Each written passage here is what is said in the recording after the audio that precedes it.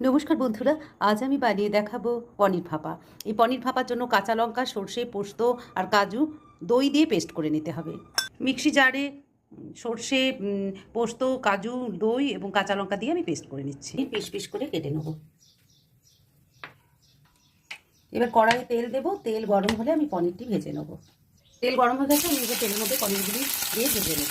পনির ভাজা হয়ে গেছে, এরপরে পনির আমি কড়াই থেকে নামিয়ে নেব। এখন মাইক্রো ওভেন প্রুফ একটি পাত্রে পরিমাণ মতো লবণ আর কাজু, পোস্ত, সাদা সর্ষে আর কাঁচা লঙ্কা, দইয়ের পেস্ট দিয়ে দিলাম। পনির ভাজার যে তেল, সেই তেল দিয়ে দিলাম।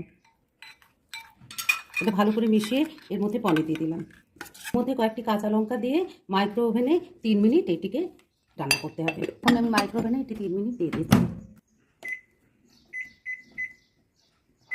পনির ভাপা রেডি হয়ে গেছে। যদি এটি ভালো লেগে থাকে তাহলে লাইক, কমেন্ট এবং সাবস্ক্রাইব করবেন।